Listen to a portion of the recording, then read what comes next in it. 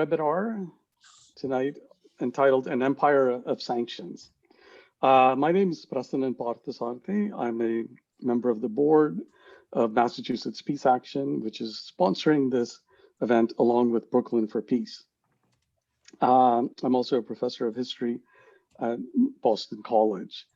An Empire of Sanctions, tonight's webinar, is serving as a launch of a sanctioned syllabus.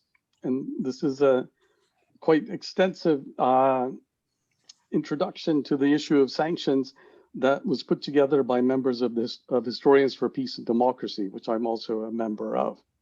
Along with two of our speakers for tonight, two other members of Historians for Peace and Democracy put this syllabus together, Molly Nolan and Renata Breidenthal, and I'll introduce them both in a minute.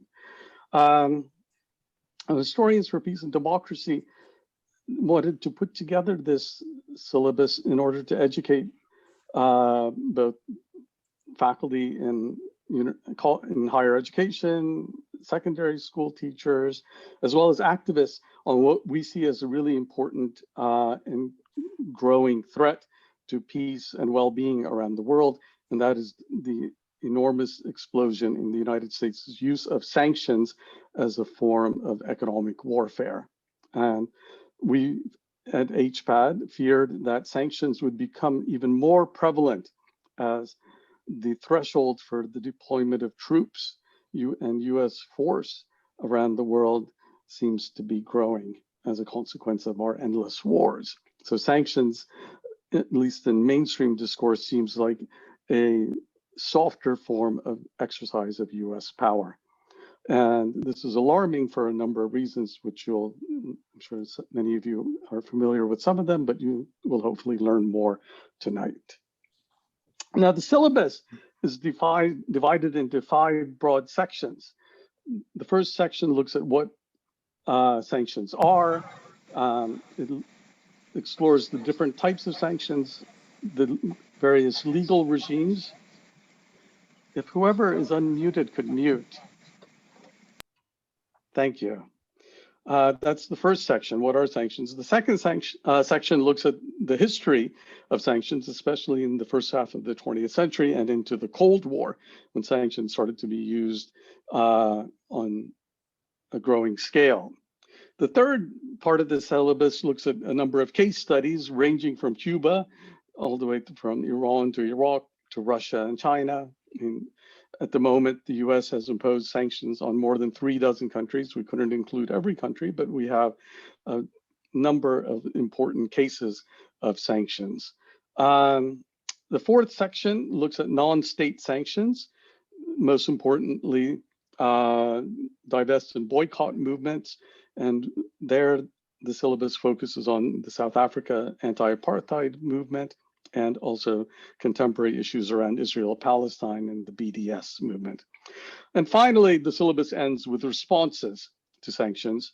One response that's growing in prominence is blowback against the US economic hegemony. And another is growing calls amongst activists and as well as members of Congress for reining in this regime of sanctions. So that's a sense of the syllabus. Now, in the presentations tonight, our speakers are going to focus on some of the less familiar dimensions of sanctions. So the history, the legal regimes, the different types of sanctions, and as well as responses, in order to give listeners a sense of the range of issues that sanctions raises. But case studies and so on can easily be addressed if people have questions in the Q&A that'll conclude our session tonight. So we have 3 speakers tonight. The first speaker is Nicholas Mulder, who's an assistant professor of history at Cornell University and one of the leading historical experts on sanctions in the world. And his book, The Economic Weapon, Interwar Internationalism and the Rise of Sanctions, 1914 to 1945, is just about to be published by Yale University Press. Our second speaker is Molly Nolan, who's a professor of history emerita at NYU a member of Historians for Peace and Democracy, and one of I'd say the key architect of this sanctions syllabus. And she will be followed by Renata Breidenthal, professor of history emerita at Brooklyn College, City University of New York. Also worked on the syllabus under the auspices of Historians for Peace and Democracy. And we will conclude with a taped message on sanctions from Congressman Andy Levin of Michigan. So without further ado, let me hand it over to Professor Mulder. Thank you very much, Prasannan, and thank you also to Molly Nolan and the other organizers of Historians for Peace and Democracy for inviting me on tonight. I've had the pleasure of looking at the sanctions syllabus, and it's a really fantastic overview of a very important topic that really doesn't get enough attention, I think, particularly among academics. A lot of the literature on sanctions so far has been in political science and in international relations, but there's actually quite little understanding of how we got to where we are. And that's one of the things that I'll talk very briefly about tonight. So I first want to start off by saying a little bit about how we can define sanctions. Some people have a very broad and expansive definition of it, but I think that the reason why we're interested in it here tonight is probably because there are particular kinds of measures and situations that we think are deserving of more scrutiny and also more caution and criticism. And those sanctions I would define based on three particular aspects. The first is that sanctions are a coercive form of economic isolation.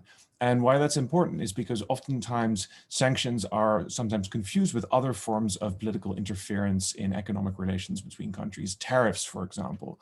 But what's important to note is that sanctions oftentimes in their full sense do something more than simply reduce interaction between countries and shield them off from each other. Sanctions not only do that, reduce interaction between two given countries, but they also have a certain offensive coercive character. So particularly in the way that the United States uses sanctions today, very often it will try to prevent not just trade between the US and a given country, such as Iran or North Korea, but also the trade of third countries, totally different in other continents with, for example, Iran or North Korea.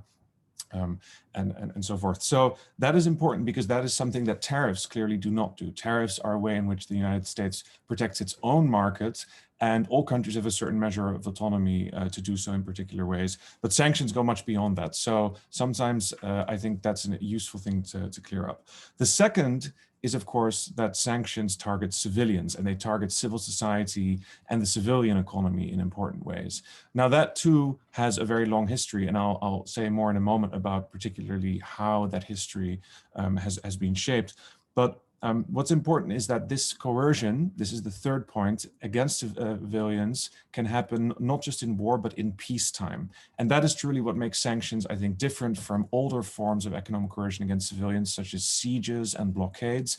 There's a very, very long history of that happening. But sanctions as a modern form of peacetime economic coercion against civilians that has a certain offensive character, that's really a measure that we've only seen in the last century or so. And the origins of sanctions I would trace back to World War I, and particularly the use of economic blockade by the Allies against the Central Powers, against Germany, Austria-Hungary, and the Ottoman Empire in the First World War. And the reason why sanctions emerged then is because in many ways the world in the early 20th century, in the Belle Epoque, was already very globalized in ways that seem very familiar to us now. There was a lot of interaction across borders, a lot of mobility in terms of migration, but also finance and other channels. And it was in that world that people first developed the idea, particularly in Britain and in France, two of the major imperial powers in the world at that time, that it was possible to manipulate the flows of trade in order to achieve certain political ends. And during World War I, they tried to fight an economic war against Germany and Austria-Hungary through these means. They blockaded their enemies. They began to expand a very large apparatus for the control of trade, of finance, of commodities flowing to Central Europe. And the effects of this were quite dramatic because about 300,000 to 500,000 people certainly died as a result of starvation from this blockade. And this also proved to many of the belligerents in World War I, particularly when they were joined by the United States in 1917, that this economic weapon, as it was referred to at the time, was a very powerful way to achieve certain political goals. It was sometimes left unclear precisely whether the blockade had ended World War I more quickly, but the Germans, in their effort, of course, to lighten the reparations load on them after World War I, very often also played up the damage that this had done to their own civilians. So the perception in the interwar world was very much that this had been a devastating weapon. And at the Versailles treaty negotiations at the Paris Peace Conference in 1919, this was the reason that the Allies began to use this economic blockade as a model for peacetime enforcement of international rules. They created, of course, not just peace treaties, but also a new international organization, the League of Nations. And that's really where international economic sanctions kind of enter the bloodstream of international politics. They would later on be taken over by the United Nations. And the way that the US uses them today is very much indebted to what happened in 1919 and this aftermath of the economic blockade of World War I. The blockade, importantly, was also maintained after there was an armistice. So this was new. Of course, earlier blockades in wartime, for example, the Union blockade of the Confederacy in the American Civil War, had been pretty severe too, but they usually ended as soon as there was a peace treaty. In 1918, 1919, for the first time, this was carried over into peace. It was also extended to the Soviet Union, where there had just been a revolution against the Tsarist Empire. And so a sort of new possibility emerged, which is that you could coercively isolate entire countries without officially being at war with them. It's a sort of shadowy netherworld, peace war, as it was sometimes referred to, that economic blockade could now target. And it's important, actually, I think, to go back to the interwar period, because at the time, before the term sanctions was used, a quite legalese, kind of lawyerly way of talking about these measures, this actually, as a policy, was referred to until deep in the 1920s as the economic weapon. In French, l'arme économique.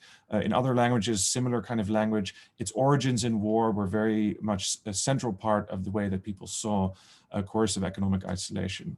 Now, in the interwar period, the United States and European countries in the League of Nations were oftentimes at loggerheads over this. Of course, the United States didn't join the League. It went back into a much more neutralist posture, and it oftentimes resisted the attempts by League of Nations countries to use economic sanctions against other countries. It didn't join, for example, the sanctions that were imposed by the League of Nations on fascist Italy when it invaded Ethiopia in 1935.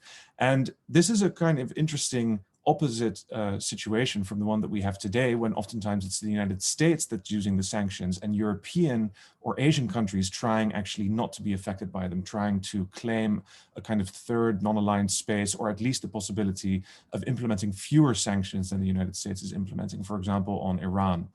In the interwar period, it was very much the inverse. It was the United States that was actually the neutralist power, and European states that really wanted to use this aggressively as a way to preserve the interwar order.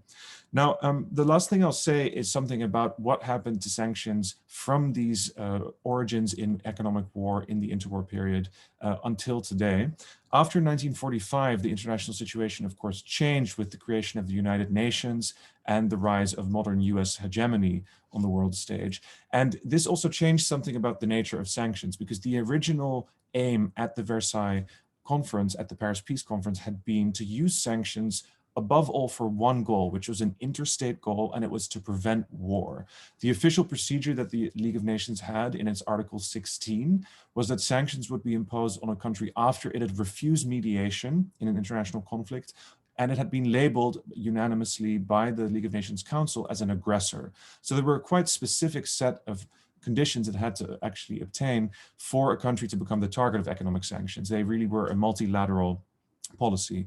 Now, after World War II, the United Nations Security Council maintained some of this, but at the same time, the United States, because it was simply so powerful and able to do this in the Cold War, oftentimes began to use economic sanctions outside of the League of Nations framework. The Cold War against the Eastern Bloc, of course, was one example of this, but because there was an ideological charge to this superpower standoff, sanctions also now began to be used not for interstate goals, for what you might call external objectives, managing peace between states, they actually began to be used more and more for internal reasons as well. So to protect human rights or to punish human rights violations in other countries, in order to facilitate the release of prisoners, to punish the proliferation of nuclear weapons, and even, of course, to move countries onto a different kind of political regime, so for regime change reasons.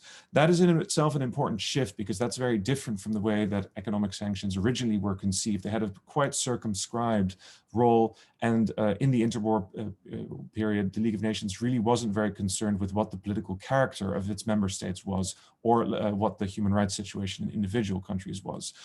Today, that is very much a reason that economic sanctions are used by the United States. So there's a far larger number of policy issues that the United States is trying to address when it uses sanctions. The effects of that are also quite significant. In 2015, the United Nations estimated that about 1/3 of the world's population lives under some kind of economic sanctions regime.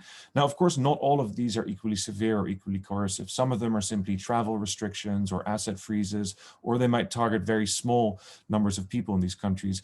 But I do think it's important to note that as the reasons for using sanctions have grown and widened, their efficacy actually has decreased. So most political scientists who've studied this show that there actually is a really diminishing return to achieving the objectives of sanctions as we've used them for more and more things.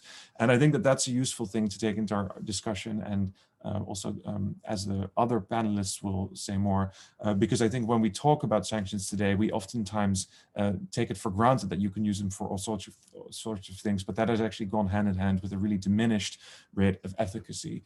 And it's also important that the debate about sanctions is waged on the grounds of efficacy.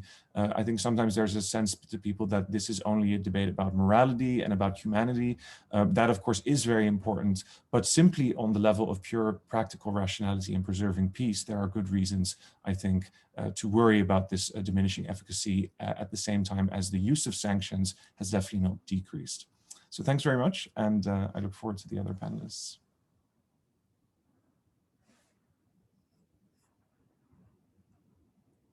Thank you, Nick. I should add that Nick unfortunately has a previous engagement, so he'll have to leave at 7:50. So if he disappears, it's not because he somehow got disgusted with the proceedings. All right, let me turn it over to Professor Nolan now. Okay, Nick, thank you very much for that excellent overview of the origins, the defining, refining, testing of sanctions in the interwar period and their subsequent development and changed character. Rather than elaborating on that history, I want to address two key hotly debated questions about sanctions. Are they legal and are they effective?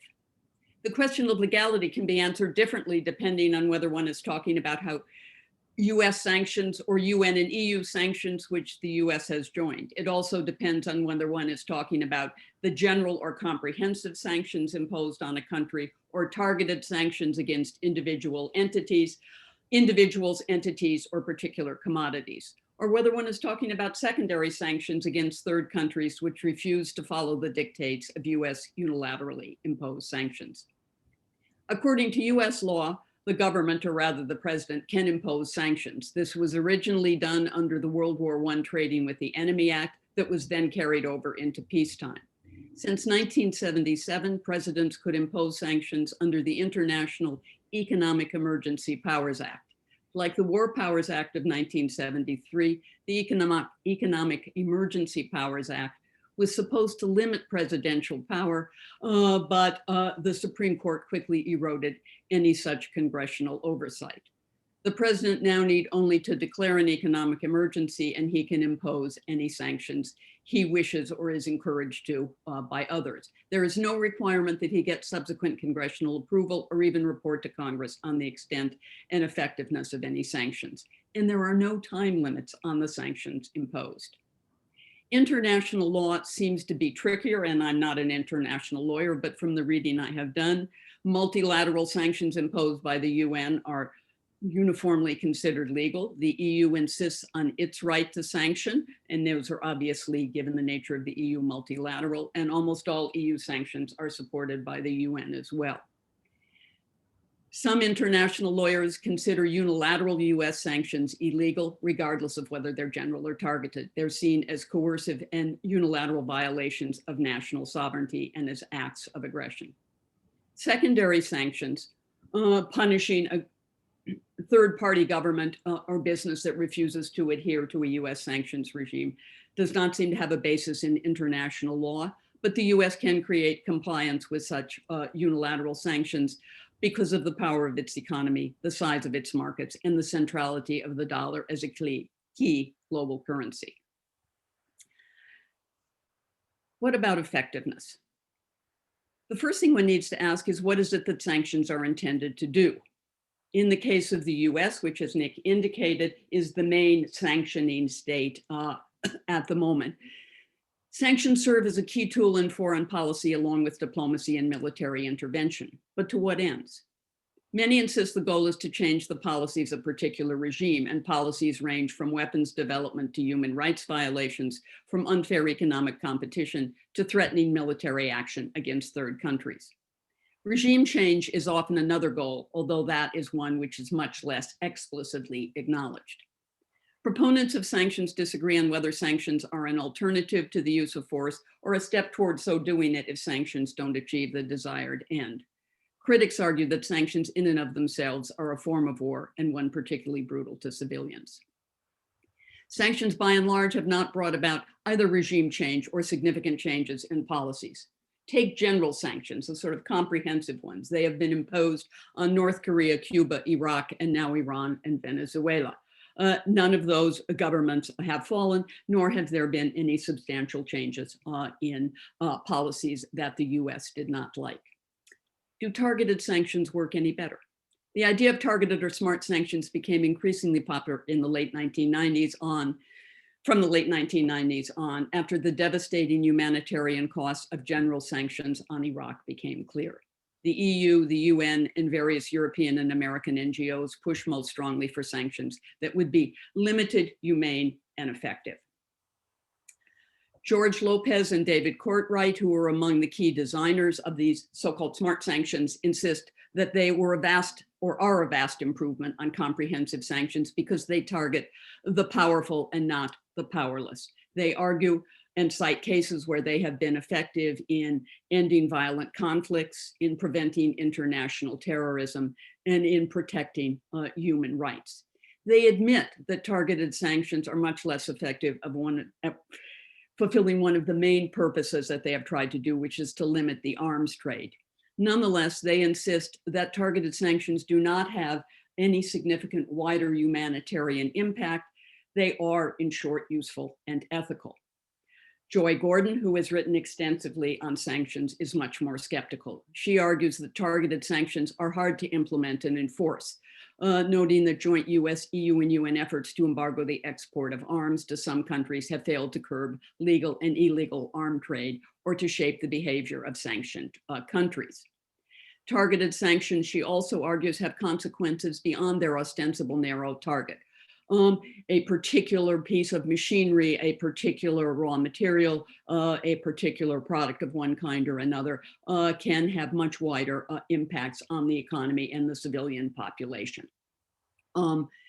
She also notes that financial sanctions against individual leaders are not likely to change behavior. Although the powerful are definitely targeted, they seem immune to such pressures. In short, she argues smart sanctions are neither targeted nor humane nor effective. Secondary sanctions can get reluctant compliance from third country governments, but the latter tend to resent these violations on their sovereignty, and their businesses will seek to circumvent these secondary sanctions. Or you can get the current situation that we have with several European countries and the US vis-a-vis Iran. Governments can insist that secondary sanctions are illegitimate, and they can try to work around them, as European countries have, but corporations and banks will nonetheless shun the sanctioned country out of fear of being shut out of US markets. Why don't sanctions work? I think there are several reasons. The theory behind general sanctions, or maximum pressure, to borrow the current favorite term, is that economies can be brought to the brink of collapse or even beyond, and the people will rise up against the regime, demanding effectively that it change its policies or even overthrowing it. If you look at the countries that have been subject to these comprehensive sanctions, that doesn't seem to have produced this result. Think about North Korea, Cuba, Iraq, or Iran. All these cases suggest that economies can be enormously disrupted and deprivation can be widespread, but the effects are usually to increase repression and authoritarian rule at home. And sometimes sanctions will rally the population behind the regime, and at the very least, it will lead many people to resent what they see as unjust outside punishment. Third countries, and this is an additional reason why sanctions don't work, third countries may allow their businesses to increase trade with and investment in the countries sanctioned by the US. Profits are the main motive here. And interestingly, Brian Early has shown these countries are often US allies. The UAE, for example, for a long time allowed its countries to trade with Iran. Some third-party governments may offer foreign aid for political reasons. The Soviet Union's support for Cuba is a key case in point. Here it is usually the ideological competitors of the US who have done this. Or you can get the current case you have with China, where China both engages in trade and aid with countries sanctioned by the US, Cuba and North Korea being the key cases. A third reason sanctions often are ineffective is that US businesses can get hurt by sanctions and they lobby for lifting them. Some firms may even move their headquarters outside of the US in order to circumvent the sanctions regime. Halliburton is one example. Those individual leaders who are sanctioned by the US in, say, Russia or China, that are prohibited from accessing funds in US banks, have probably already moved their money to one of the numerous safe havens on islands here or there that dot the globe and enable people to stash away large sums of money. And when the US proclaims travel bans, the governments which these leaders head can respond with travel bans of their own. Sanctions also can disrupt relationships with America's allies. This was certainly the case when the Trump administration imposed sanctions on key international criminal court judges. In a narrower way, it has disrupted the relationships between the US and Germany. And here the incident is not Iran, about which the Germans were angry, but the US threat to impose sanctions on German businesses who are involved in the completion of the Nord Stream 2 national gas pipeline between Russia and Germany. The pipeline is very controversial among Germans for environmental reasons, but no one likes this rather high-handed American effort to tell German business and the German government what it can and cannot do. So the final question I have is, if sanctions are not very effective, why do they continue to be used? Why does its number expand? The US now sanctions over 30, I think we're now getting close to 40 countries, from Venezuela and Cuba to Iran and Zimbabwe. The most recent sanctions have been imposed on Venezuela, Russia, and China. I think there are four main reasons. Sanctions are used because they are politically convenient and less costly to Americans than armed interventions. The government can claim to be doing something about bad behavior, real or imagined, but it stops short of war. Secondly, sanctions are invisible to most Americans who don't see the slow motion damage done to the health and living standards of civilians, the destruction of one economic sector after another in the sanctioned country. Sanctions are war at a distance in which no American lives are risked. In this, they are similar to the popular use of drones. Third, sanctions are a way for the US to simply express frustration, to signal it disapproves of something, and then to punish a country, even if it does not have much hope that it will change their policies. Sanctions substitute punishment for policy or diplomacy. Fourth, sanctions can mobilize domestic support for pressuring other governments and for demonizing them. They may start out being billed as an alternative to war, but can help get people to accept military action if the government decides it is necessary. That is what makes the current US empire of sanctions so dangerous. Thank you. Thank you, Molly. All right, our final speaker is Professor Bridenthal. So let me turn it over to her.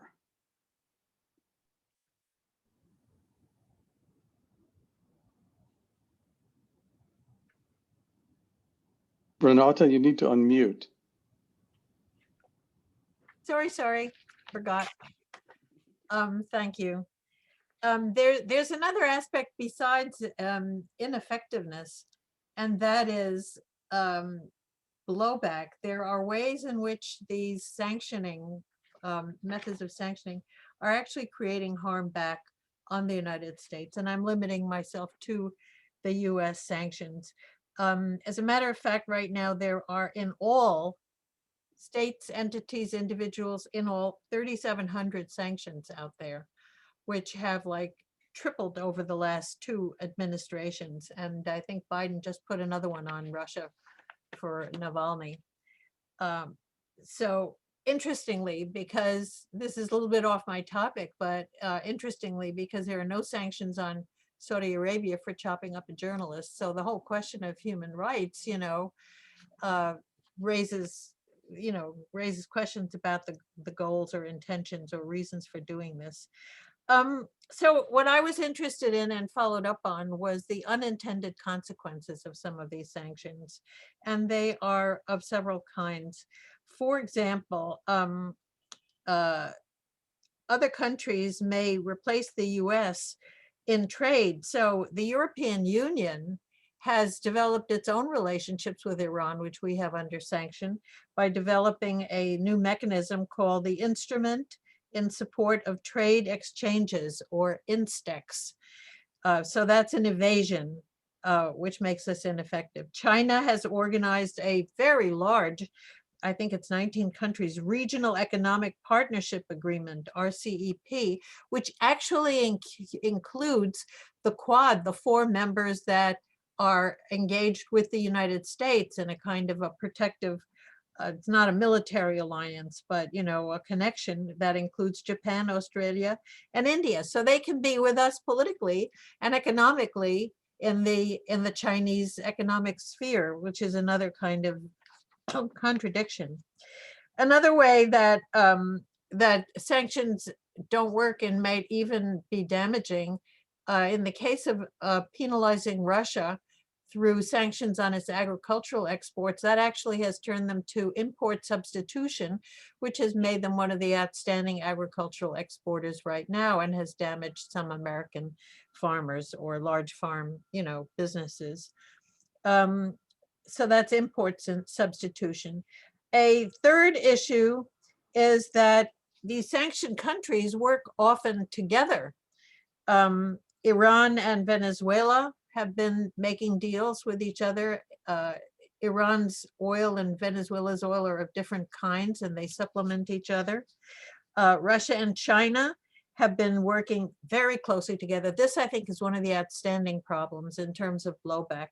There are, not only do they trade in each other's currencies, which is another way that sanctions are evaded and damage dollar supremacy, but Russia and China, I mean, I can't imagine anything crazier than pushing these two countries closer together from the US point of view of policy, which is what's happening. So for example, the Polar Silk Road, now that the Arctic has opened up, trade can go through the Polar Silk Road. There's also a railway that is underneath that is the part of the Belt and Road Initiative. So, container ships can get stuck in the Suez Canal because it's too narrow, but who needs the Suez Canal when you've got all these other ways of putting your commerce through?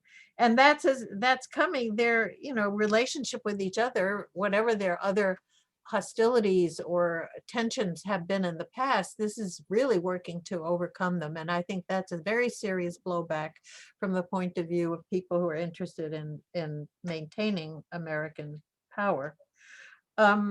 Then very interesting things can happen. There were third-party traders. This I really got from Brian Early's book called Busted Sanctions, which I recommend to everybody, where he shows how Dubai became an entrepot. It's across the Red Sea from Iran. And they can trade with it. So Dubai becomes an entrepot. People send so sanctioned countries can send material, if sanctioned, can trade with Iran by sending stuff to Dubai, which then accepts it, and then as if it were coming from United Arab Emirates, sends it back onto Iran. And they've done weird things, like China can send material which is then repackaged as being counterfeit and then sent across to Iran, where it is reverse engineered to be the, in fact, non-counterfeit good that it is. And that's another way that trade can go on between China and Iran. I think there's been some crackdown on that by Abu Dhabi, but my understanding is that Dubai still remains an important entrepot. And then the biggest thing, I think, is, or among the larger things, I think, is this challenge to the dollar. And there really is a major set of variants to de-dollarization going on at this time. Before the pandemic hit, and again now I'm reading, is hoarding of gold. There's a lot of purchasing of gold as a way of strengthening other currencies. There is increasing trade in local currencies, which is a way of avoiding the dollar. The digitalization of currency is suddenly picking up a lot of steam. It's even in contemporary media. That is a way of avoiding the SWIFT exchange, which is an acronym for Society for Worldwide Interbank Financial Telecommunications, SWIFT, which has been the major tool for financial transactions and is done in terms of US dollars. So challenges include, as I have said, the hoarding of gold, the trade in local currencies, and now the digital. The renminbi has been digitalized. China is trying it out locally. The fear on the part of American policymakers is that it can become a reserve currency. This would not be an immediate challenge to the dollar, but it would enter into a basket of currencies and be strengthening the alternatives to relying entirely on the American dollar. So the European central banks are now considering supporting it. Christine Lagarde came out in favor of central banks ought to be looking at it. There is a Congressional Caucus, what is it called? A Congressional Blockchain Caucus right now, headed by Matt Gaetz, of all people, and including like about 10 people, and they're studying this idea of making a digital currency out of the dollar. I have no idea how that would work with all the other digital currencies, and I'm not strong in finance, so I don't really know quite how that differs from fiat currency that shows up as paper. But in any case, this whole digitalization feature is definitely a challenge to the dollar as it stands. And then finally, in another direction, the technological competition, the sanctions we put on Huawei, for example, have done some blowback here on chip makers, because Huawei apparently was using American-made chips. And there is a whole set of lobbyists, CEOs from telecommunications people, who are now complaining. So Qualcomm, for example, Micron are losing that market, and they may be losing other markets due to the sanctions that we've put on Huawei, which in any case itself is working to have chip makers in China itself. Taiwan is apparently has the super makers, the super producer of super chips.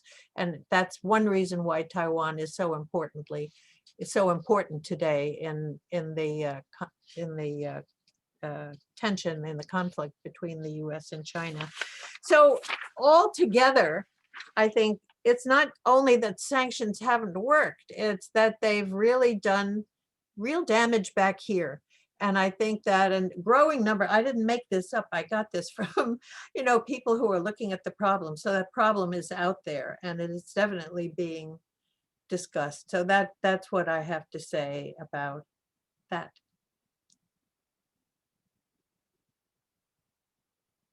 Thank you, Renato. So those are our three speakers, but to conclude, we have a message on sanctions from Congressman Andy Levin of Michigan, who has been an important voice in Congress against sanctions. So, Brian?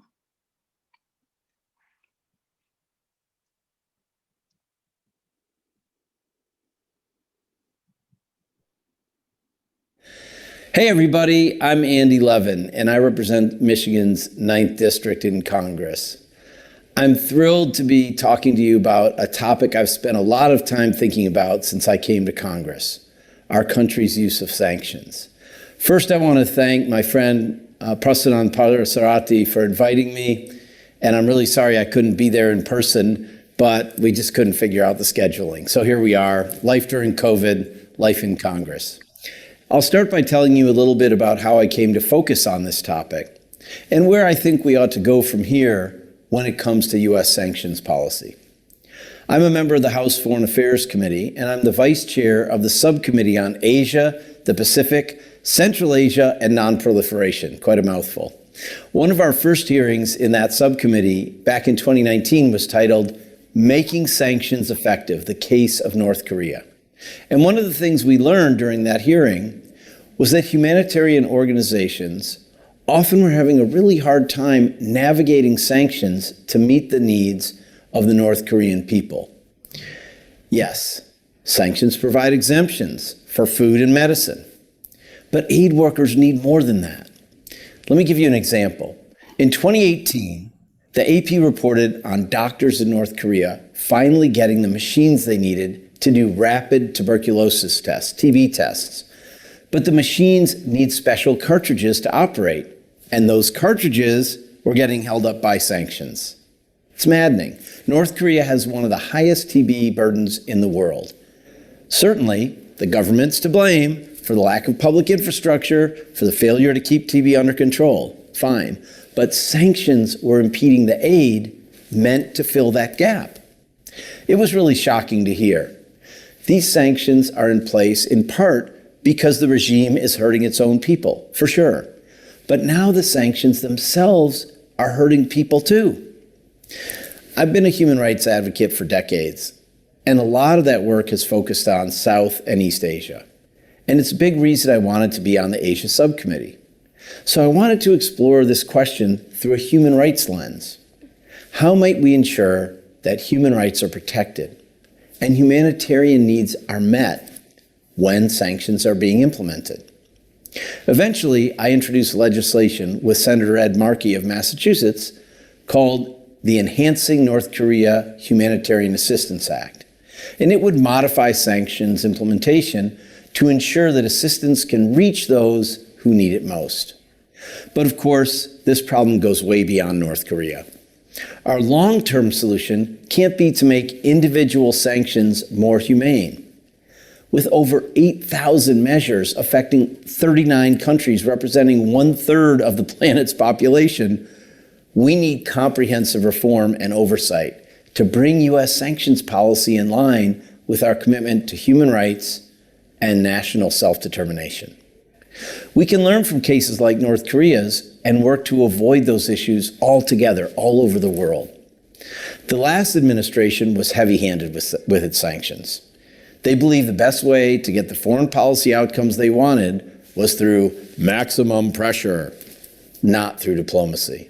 I totally disagreed with that approach, in part because it didn't work, but also because it can harm people. It did harm people. I'm working to draw attention to those harms so that our government and multilateral institutions can take care to craft sanctions policies that don't hamper humanitarian efforts around the world. The Biden administration is conducting a review of U.S. sanctions policy right now, and I'm optimistic that they'll take a more thoughtful approach than that of the past 4 years. I'll be working hard to make sure that happens. I hope this has been a helpful window into the work that we're doing in Congress.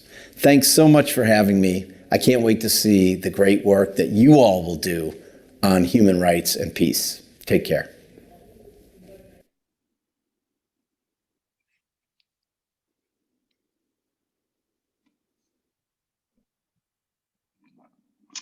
All right. Molly now is going to just give us a few concluding remarks and tell us a little bit about things that are happening to change the sanctions policy of the United States. One important thing that people can do is support legislation like the Markey Levin proposal. But I think we need to go beyond that, as he suggested, and really dramatically reform the sanctions policy and the use of it. In the last congressional session, Representative Ilhan Omar introduced a resolution on congressional oversight of sanctions. We hope that will be reintroduced, and it's important to support it. It's equally important to oppose some other things that are going on in Congress at the moment. There is a Senate Resolution 72 that opposes, and I quote, the lifting of sanctions imposed with respect to Iran without addressing the full scope of Iran's malign activities, including the nuclear program, ballistic and cruise missile capabilities, weapons proliferation, support for terrorism, hostage taking, gross human rights violation, and other destabilizing activities, i.e., they want to simultaneously maintain this really ruthless sanctions regime on Iran on the one hand and torpedo the talks to get the US to rejoin the Joint Comprehensive Plan of Action, the official name of the Iran nuclear deal. So it's important to oppose that. There's not a House resolution, but there is a letter signed by 120 Democrats and Republicans in equal number that expresses the same sentiment. And I think this is a really important case to push back again. For people who want to learn more about sanctions, to know what particular campaigns are going and what they're doing, there are a variety of organizations that are active against sanctions: Peace Action, the National Iranian American Council, Code Pink, and the Sanctions Kill Project. And I will drop those websites into the chat. Let me just conclude by saying this is really an exceedingly dangerous and inhumane kind of US government behavior, and people really need to educate themselves about it and act against it. Thank you.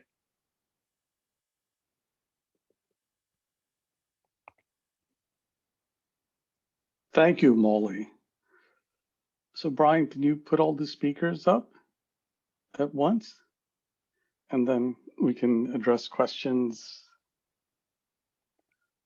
from the audience.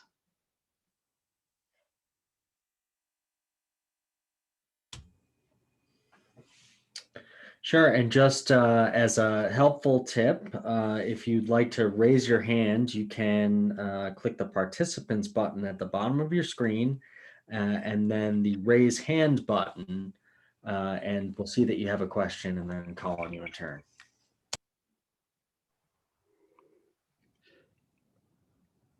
All right. We had a question from Kevin Young that I think would be good to take. Kevin, are you still there?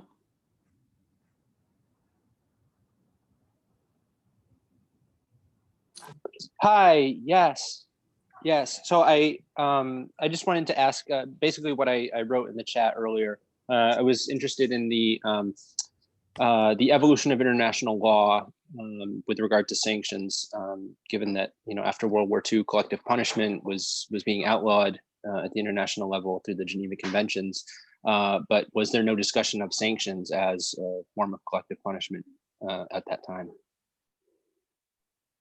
Ooh, I don't know about that. Nick, do you know if there was? Yeah, I'm happy to say a few things about that before I have to go, unfortunately. But so the interesting thing about what happened after World War II is that, of course, there was a big moment of international justice and reckoning, right? The origins of a lot of our human rights conventions, the codification of the crime of genocide.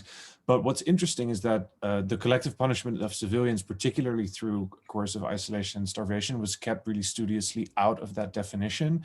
And one of the reasons for that was that blockade played a very large role in the Second World War, as it had done in the First. It was one of the favorite techniques of warfare of the large liberal maritime empires like Britain, but also increasingly like the US. And as a result, there was also just a precedent problem. If this was now outlawed, this meant that a very important tool that at that time it was already being anticipated might have to be used in the future against other countries by these governments would no longer be available. And for that reason, it was kept very much outside of that definition. There were attempts to criminalize it, but if you look at important cases, such as, for example, the attempts to indict the Germans for the starvation of civilians in the siege of Leningrad, where 1 million civilians died in very much a kind of land version of a blockade, that already was very difficult to do, and that actually was allowed under military necessity. So you could see that basically these great power motivations run through what was banned and what was not banned in international law. Great. Now, there's an interesting question in the chat asking how many sanctions are there against the US? I think China is mounting one, but I'm not sure what form it's taken at this point. I would like to say, if I may, since I'm speaking, I did notice in the chat a question about what alternative do you propose, war?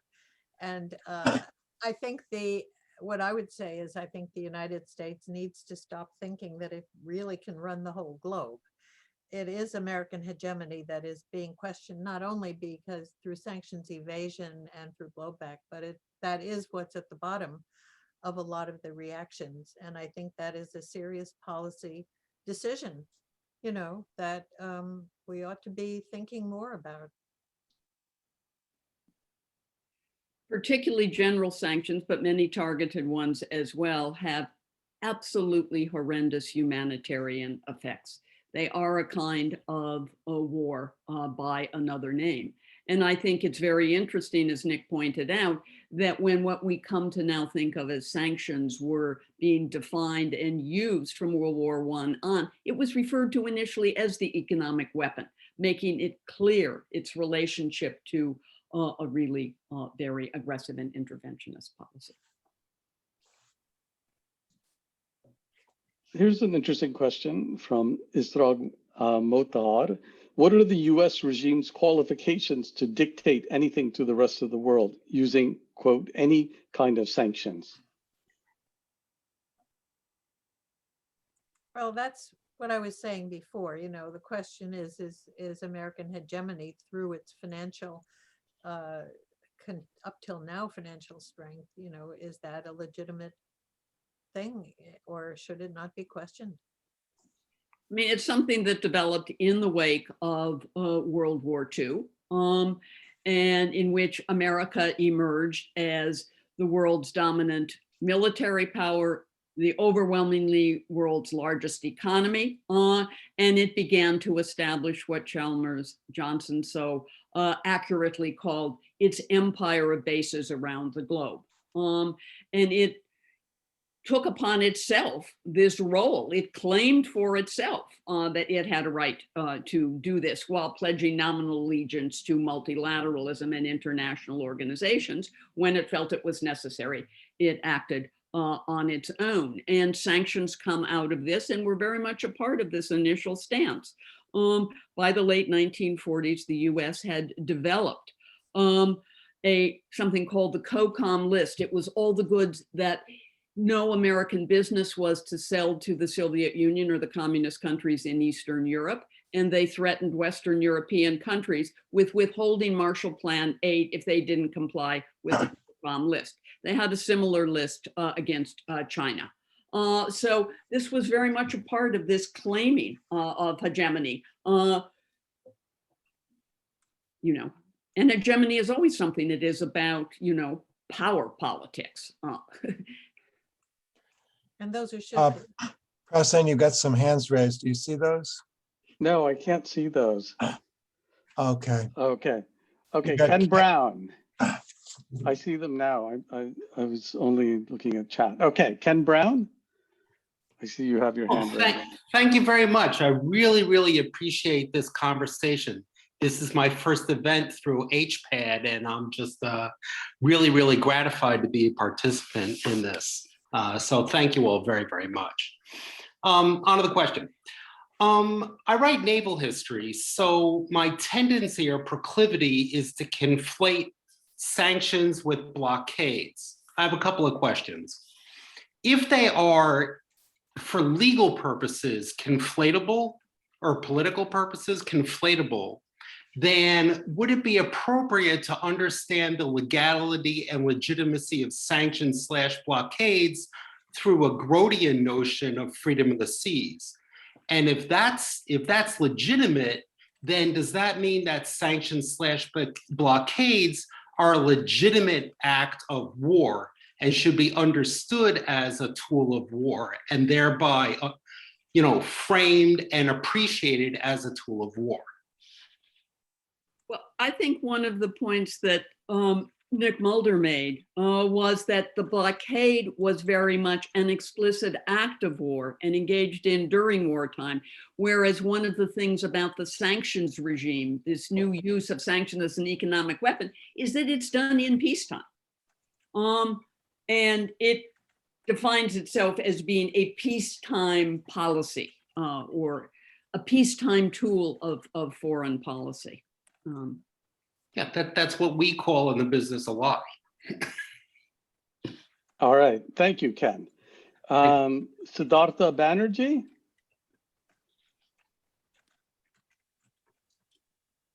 Do you have your question?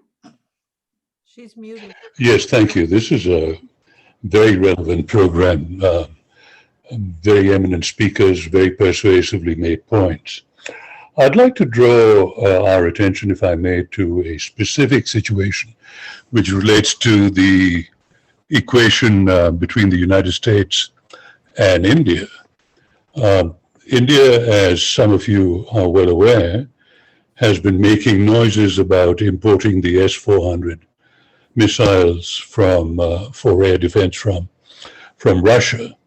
And the United States has, at each occasion, rapped it on the knuckles and said that if you do so, we shall be forced to sanction you, almost as if it's not an act of its own volition, but as if there's some kind of supernatural force that compels the United States to move into sanctions mode against India. Under what authority in international law besides hegemony, which is outside the realm of international law, I understand, has the United States expropriated this role to itself? And is there any precedent for this in international relations? Thank you. I'm sure there's no basis in international law for imposing sanctions on a country which wishes to buy something from another country, which is not, I mean, the US is not getting along well with Russia these days, but it is certainly not saying Russia can't buy and sell anything. The targeted sanctions it's imposing on Russia go after specific leaders. So it's a way of the US throwing its weight around in trying to get what it wants by saying, we are a strong enough economy that we can hurt your economy by saying either our businesses can't sell you goods or we won't buy goods from you. In this case, I think it's probably a threat that shouldn't be taken too seriously, although I'm certainly no expert on US-Indian relations, just because India is one of the key US allies in the Southeast East Asia region, and particularly as relationships with China go downhill, then the US is not going to want to alienate India any more than it wants to alienate Turkey when Turkey is buying various defense systems from Russia. It huffs and it puffs, but in the end, it doesn't. Thank you. The US basically sanctions countries it's either really angry at or that it thinks they're weak enough that it can do it without any pushback. There's a good question on the chat that I'd like to ask our two panelists. Liberal politicians often seem to be leading the charge to impose sanctions because they think the US should support human rights and because they see sanctions as something they can do without military intervention. How do sanctions fit into liberal politics and what can we do about it? Yeah, that relates to a chat that I've seen also here that was asked by Hester Eisenstein about the press, the media, and its role with regard to talking about sanctions. And I do think that they tend to support it all the time. It is a very, it's a very hard one because we're all human and we're all compassionate and we have empathy where there appear to be human rights violations. I think what people tend not to see or willfully overlook sometimes is that the things we select as a human rights violation, for example, chopping up a journalist, and what we don't see, what we see or what we don't see are underlying that. You really want to ask, what is our relationship to that country? What is our interest in that country that we are now imposing sanctions? It is usually more than human rights. Human rights have been weaponized. They're real, they happen, we feel them, we feel for the people, but we have to understand they're weaponized and look underneath it to see what else is really going on. I'm sorry, Molly, I saw you wanting to answer that too. No, I can come in after if you're finished. Yes. Okay. I think the other point to remember is that, in fact, sanctions create human rights violations, ostensibly coming in to defend a particular human right, often erodes people's basic human right to life, to a minimum standard of living at the very least, to be able to have health care and education. All this can get enormously disruptive by sanctions that are imposed. So, and I think that Representative Levin, pointed that out. We sanctioned North Korea, and then we've worsened for political and ostensibly in part for political and legal human rights violations, and we have created a humanitarian disaster.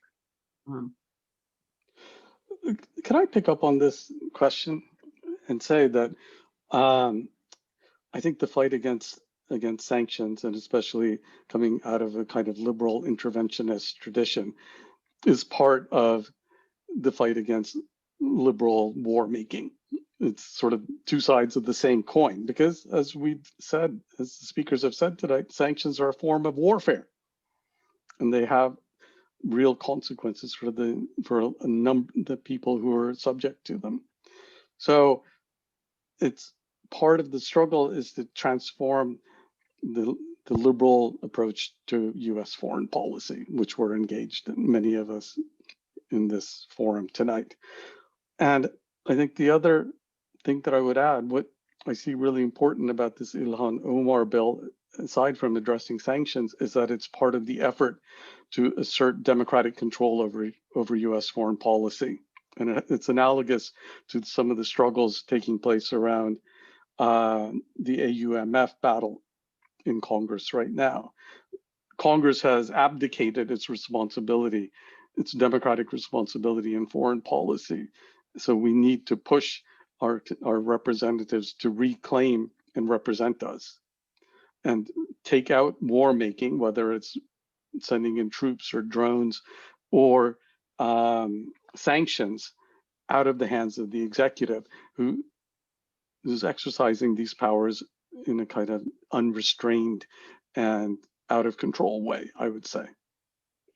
But I think the battle, I think getting congressional oversight and control is important, but the battle is also to persuade the people who are in Congress not to support sanctions regimes, because for so many, it seems a way to target countries that they don't like Iran or China or North Korea, or because, as I suggested, it seems like a cheap and easy way of enforcing the US will and saying what should and shouldn't happen, and no American lives are at risk. And in this, it really is, I think, a counterpart to drone warfare.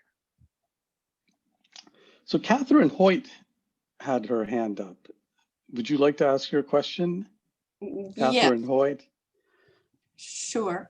I appreciated Renate's point about in trying to fix one kind of human rights violation that we in the US thought we saw, we of course caused great violations to other human rights. And that brings me then to a question about UN sanctions. Some scholars feel can at times be illegal if they violate, cause such suffering as evidently the Iraqi sanctions in the 90s did, as hundreds of thousands, if not millions of people died, to also be illegal for violating part of the covenant of the UN.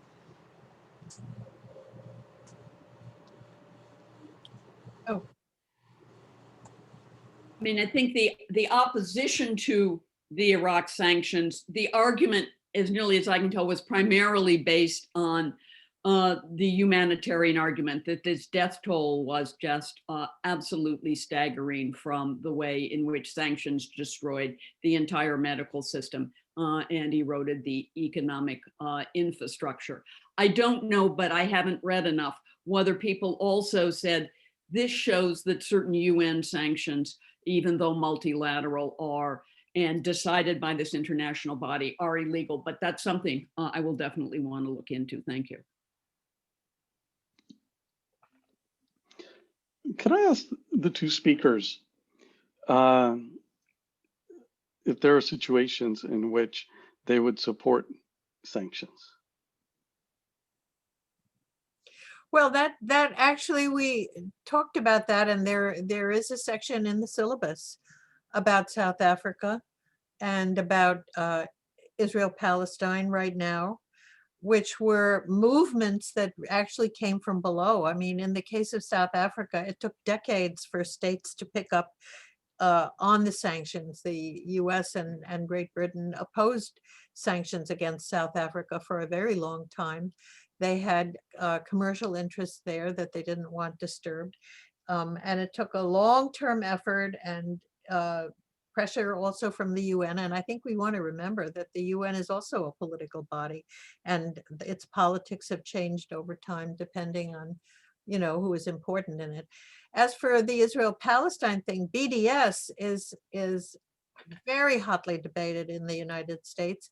Campuses are in full conflict about it. There's a very strong Israeli lobby trying to prevent BDS from being even talked about on some campuses, which turns it into a free speech issue. So that is certainly not a state sanction at this point. It took a long time, as I said, for South Africa to become a state sanction. And BDS is in no way a state sanction. It is something that is coming from below. I doubt it will ever become a state sanction, but I don't know. Molly can say more.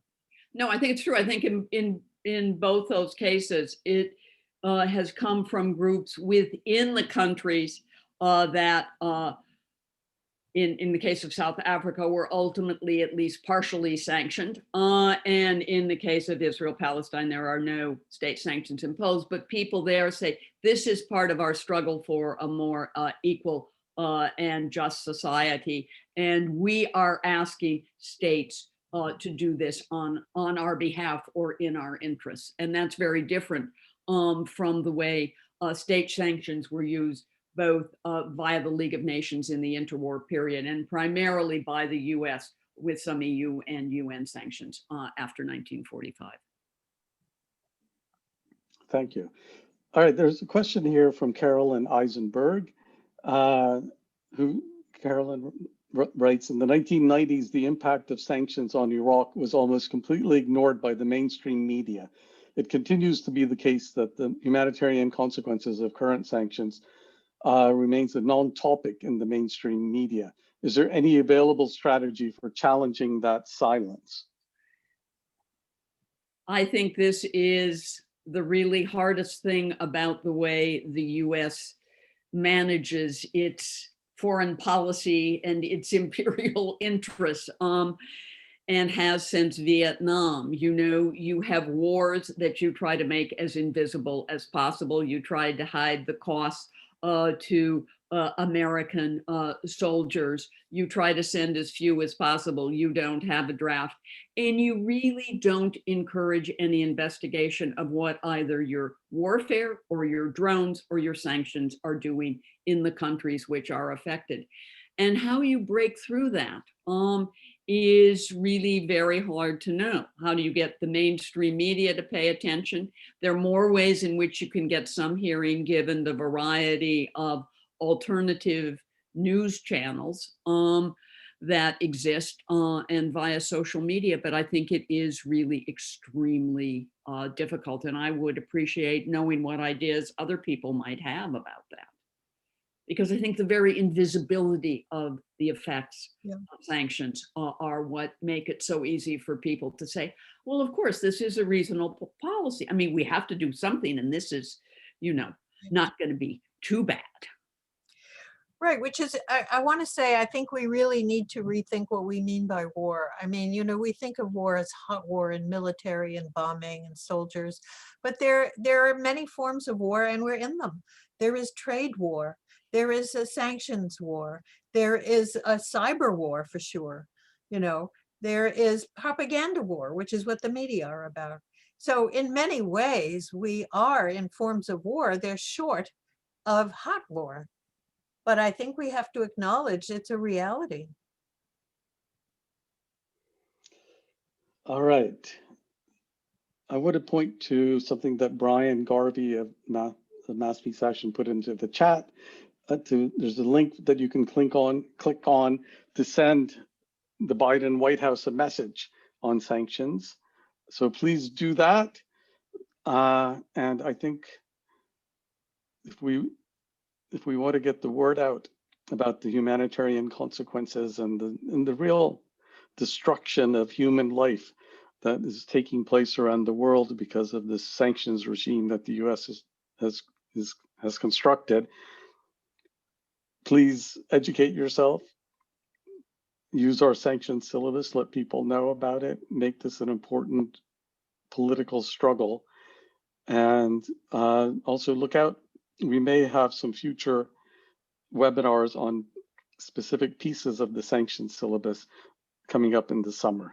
So join us for future events as well and learn more about sanctions and educate not only yourselves, but your friends and family and everybody. It's part of the political struggle. So please join me in thanking Renata and Molly and Nick, who has left us, for wonderful presentations tonight. And thank you to the audience for joining us. Thank you. Thank you.